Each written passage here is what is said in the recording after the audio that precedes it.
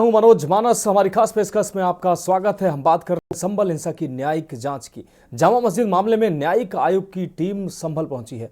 हिंसा की जांच के लिए 3 सदस्यीय टीम संभल पहुंची है। आयोग की जांच टीम जो है वो मुरादाबाद से संभल पहुंची, जहां वो अब अपनी रिपोर्ट तैयार करेगी। हिंसा के बाद योगी सरकार एक्शन में है। वहीं 100 पत्थरबाजों के पोस्टर भी जारी किए गए हैं।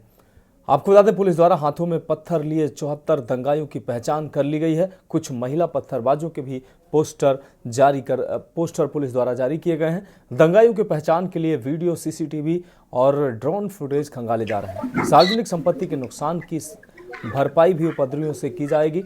आपको बता दें कि यूपी के संभल में जामा मस्जिद के सर्वे पर हिंसा हुई। कोर्ट के आदेश पर कोर्ट कमिश्नर की टीम शाही जामा मस्जिद पहुंची थी तो लोग उग्र हो गए। मस्जिद के बाहर भीड़ इकट्ठा हो गई और जमकर पथराव किया, जिसमें 3 लोगों की मौत भी हुई है। तो अब संभल मामले में जांच टीम संभल पहुंची। आपको बता दें, मुरादाबाद से टीम संभल पहुंची है। लगातार इस मामले पर लगातार सियासत भी गरमाई हुई है और वहीं अब जांच टीम संभल पहुंची है। आपको बता दें, मस्जिद के बाहर भीड़ इकट्ठा होने और उसके बाद जमकर पथराव हुआ, जिसमें 3 लोगों की मौत भी हुई है। आपको बता दें कि मृतकों के परिजनों से मिले सपा के पूर्व विधायक पूर्व मंत्री इकबाल महमूद ने आश्रितों से घर जाकर मुलाकात की है। तो तुर्तीपुर इलाह जाकर मोहम्मद कैफ के परिवार से मिले हैं। आपको बता दें, अन्य मृतकों के आश्रितों से भी मिलकर हालचाल जाना है। तो मृतकों के आश्रितों से पूर्व मंत्री ने मुलाकात की है। सपा विधायक और पूर्व मंत्री ने मुलाकात की है। इकबाल महमूद ने आश्रितों से घर जाकर उनसे मुलाकात की है। तुर्तीपुर इलाह जाकर मोहम्मद कैफ के परिवार से मुलाकात की है।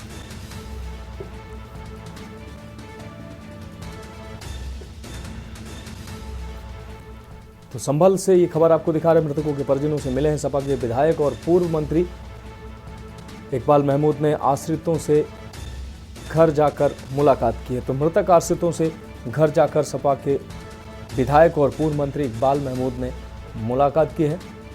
आपको बता दें, मृतकों के आश्रितों से भी मिलकर उन्होंने हालचाल जाना है। तो संभल से अहम खबर, मृतकों के परिजनों से मिले हैं पूर्व विधायक इकबाल महमूद। तुर्तीपुर इलाह जाकर मोहम्मद कैफ के परिवार से मिले हैं सपा विधायक और पूर्व मंत्री इकबाल महमूद। और रईस अलवी हमारे संवाददाता ज्यादा जानकारी के लिए हमारे साथ जुड़ गए हैं। रईस, संभल हिंसा में जो मृतक आश्रित हैं उनसे मुलाकात करने सपा विधायक और पूर्व मंत्री इकबाल महमूद पहुंचे हैं। क्या कुछ उन्होंने मृतक आश्रितों से मुलाकात की है, उनको सांत्वना दी है? क्या कुछ रहा उनके दौरे के दौरान?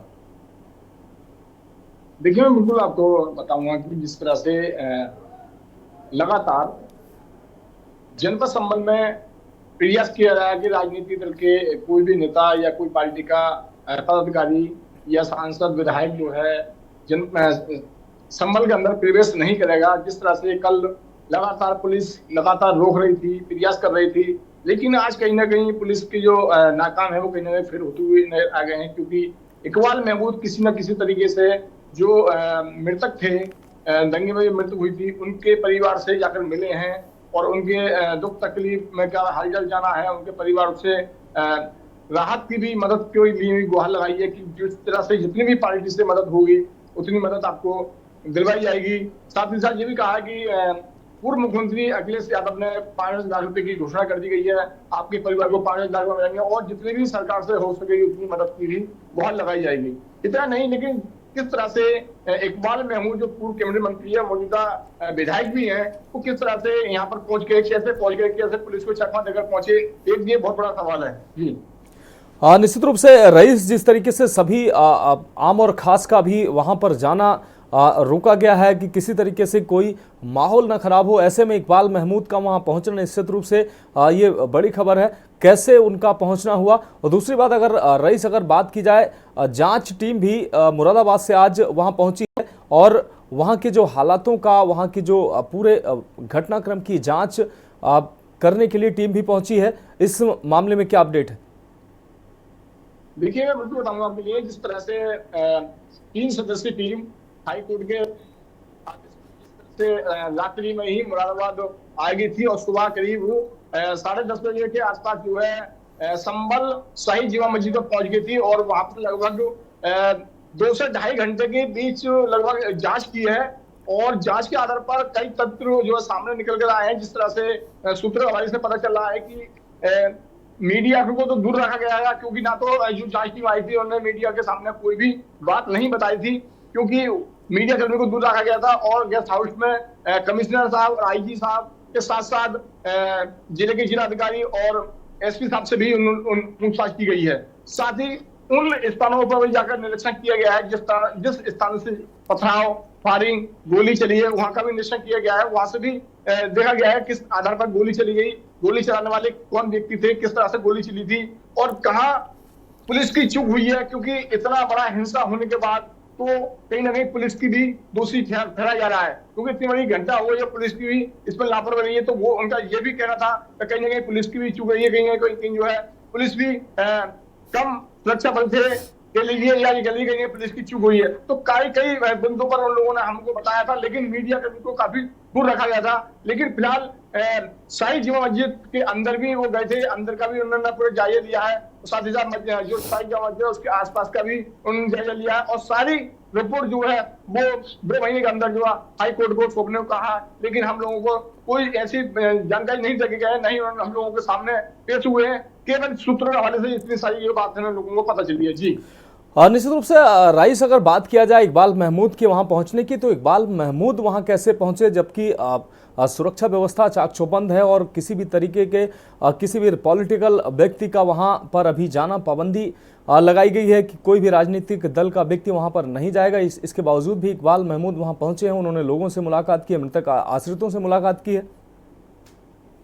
देखिए, बहुत बड़ा सवाल है। जिस तरह से जनपद संभल में जिला अधिकारी लगातार लाउड स्पीकर के जरिए एक अनाउंस कराए जा रहे हैं कि बाहरी व्यक्ति का आने पर रोक लगा दी गई है और जो बाहरी व्यक्ति जनपद संभल में रह रहा है वो संभल छोड़कर चला जाए अथवा उसके खिलाफ कार्रवाई की जाएगी।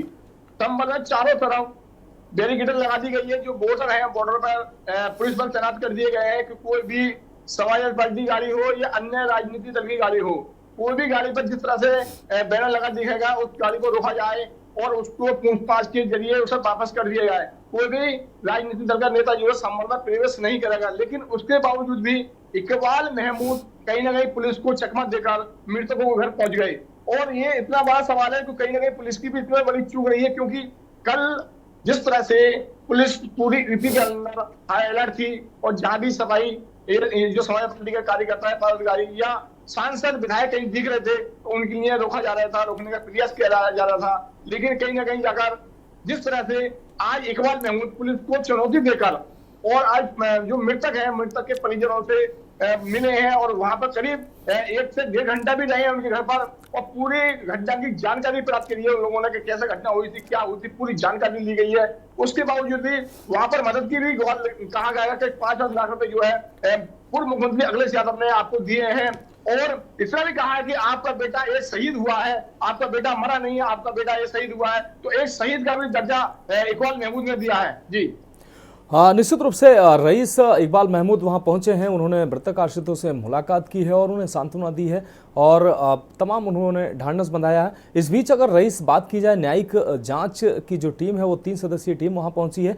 सुरक्षा व्यवस्था की अगर बात की जाए, लगातार संभल के आसपास जो क्षेत्र हैं और लगभग जो जिले हैं उनमें सभी जिलों को हाई अलर्ट पर रखा गया है। सुरक्षा व्यवस्था की अगर संभल की अगर बात की जाए तो वहां की सुरक्षा व्यवस्था अभी किस स्तर की बनी हुई है?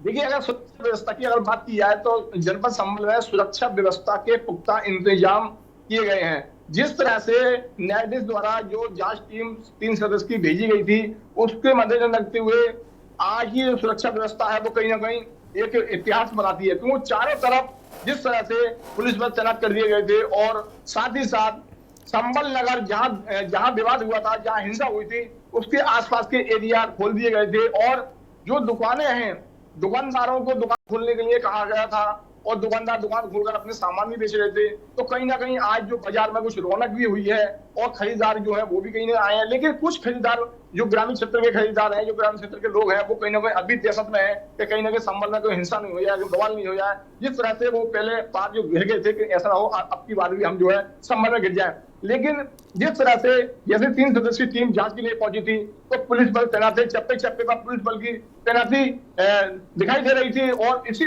दौरान मीडिया कर्मियों को वहां से दूर रखा गया था कि कोई मीडिया कर्मी जो है जो 3 सदस्यीय जांच टीम है उनके पास तक ना पहुंच पाए। लेकिन साफ तौर पर जो सीसीटीवी कैमरे हैं वो भी लगाए गए थे और ड्रोन कैमरे की निगरानी से वो जो टीम आई थी उस टीम को नजर रखी जा रही थी। जी निश्चित रूप से रईस, अगर बात की जाए घटना के लगभग 1 सप्ताह बीत चुके हैं। संभल के अगर हालात की बात की जाए, संभल के हालात निश्चित रूप से जिस तरीके से भारी मात्रा में वहां सुरक्षा बल मौजूद हैं, लोगों को तमाम दिक्कतों का सामना करना पड़ रहा है। आम घरेलू चीज़ों की ज़रूरत को लेकर, क्योंकि बाज़ार बंद है, लोगों को वहाँ कैसी दिक्कतें हो रही हैं और प्रशासन उनके जो आम जनजीवन को सुचारू रूप से चलाने के लिए लोगों को किस तरीके से कन्विंस कर रहा है और उनकी जो दिनचर्या है वो प्रभावित ना हो, उसके लिए प्रशासन क्या तैयारियां कर रहा है?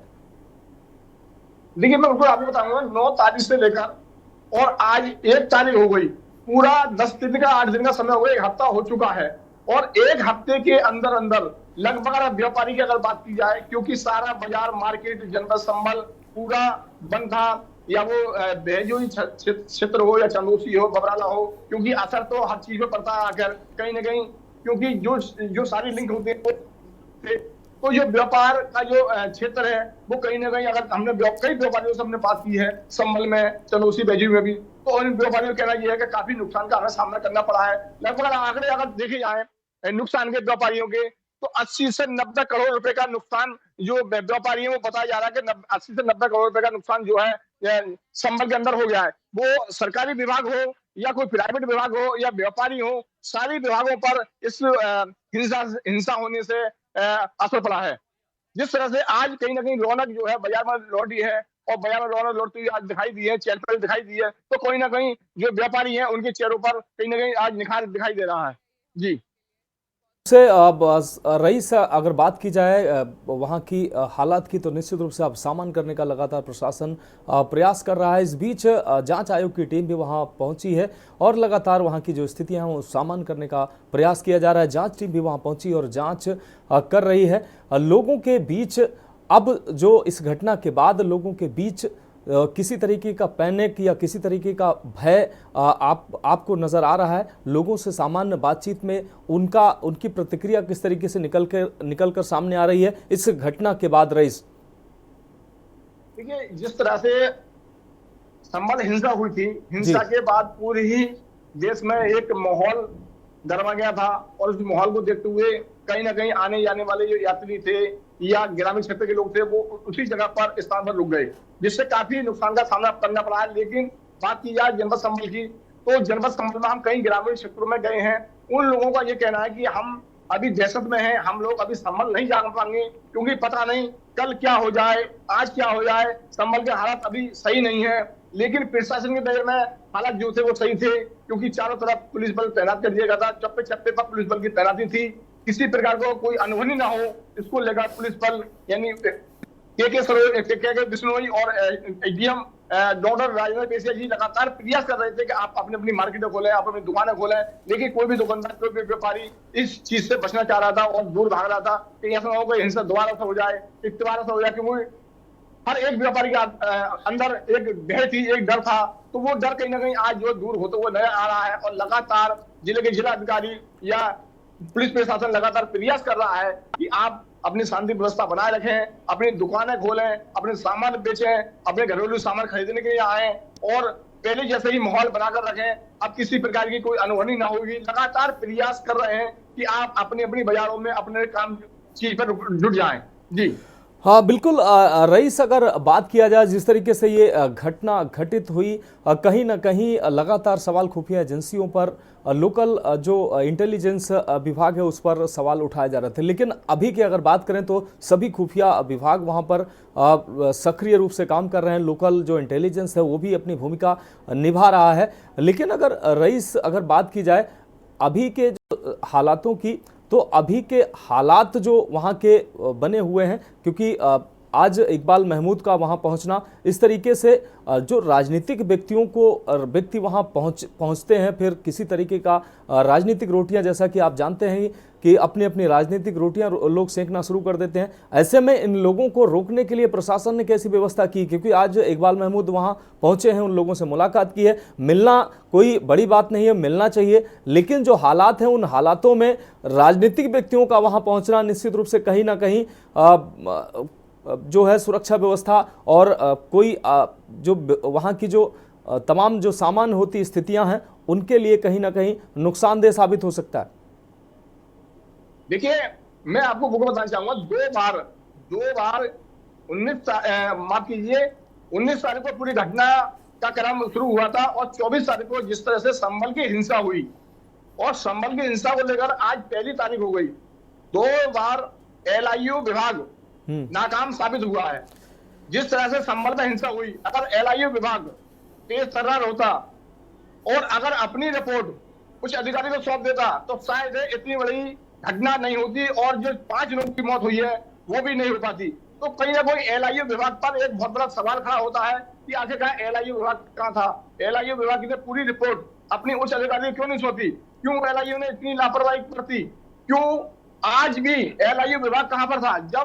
जब इकबाल महमूद मृतकों के घर पर पहुंचे तो LIU विभाग ने उच्च अधिकारी को सूचना क्यों नहीं दी? आखिरकार उन्हें क्यों नहीं रोका गया? क्योंकि जिस तरह से धारा 144 यानी BNS के तहत 173 लागू की गई है जनपद संभल में, और लगातार जिला अधिकारी और पुलिस अधीक्षक अनाउंस करवा रहे हैं कि धारा 144 लागू की गई है।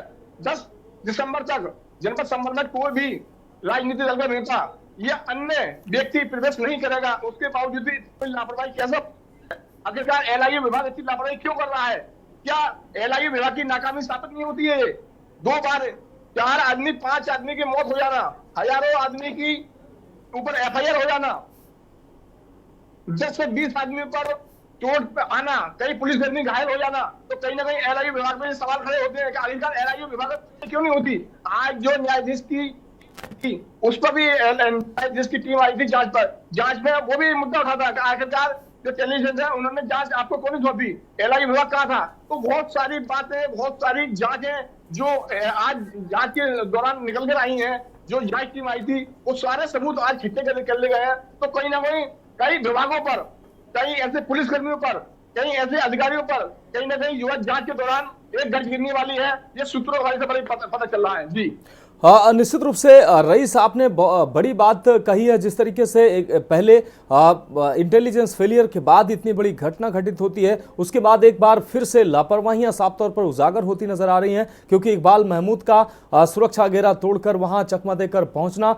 निश्चित रूप से धारा 163 अगर वहां पर लागू है, उसके बावजूद भी प्रशासन पर ये बड़े सवाल उठते हैं कि एक बड़ी लापरवाही से इतनी बड़ी घटना घटित होती है, उसके बाद लापरवाहियों पर लापरवाहियां लगातार जारी हैं और प्रशासन है चेतने का नाम नहीं ले रहा है। आज इकबाल महमूद पहुंचे हैं, कल कोई और राजनीतिक दल का व्यक्ति पहुंचेगा। इस तरीके से माहौल जहां सामान्य बनाने की कोशिश की जा रही है, वहीं माहौल ऐसे राजनीतिक दल के लोग माहौल बिगाड़ भी सकते हैं। रईस देखिए मनोज जी, मैं बिल्कुल आपको बताऊंगा, जिस तरह से LIU विभाग नाकाम साबित हो रहा है तो कहीं ना कहीं राजनीतिक दल के नेता जो है वो तो संभल हिंसा के अखाड़े में कूदेंगे, वो तो अपनी रोटी सेकेंगे, क्योंकि कहीं ना कहीं पुलिस प्रशासन तक को लेकर LIU विभाग पर जो सवाल खड़े हो रहे हैं कि आखिरकार जब इकबाल महमूद मृतक के परिवारों से मिलने पहुंच सकते हैं तो अन्य राजनीतिक दल के नेता भी पहुंच सकते हैं। आखिरकार किस तरह से उन्हें रोका जाएगा? आप चेक इन लगा रहे हैं, चेक बोर्ड पर आपने चेक इन तैनात कर दिए जवान,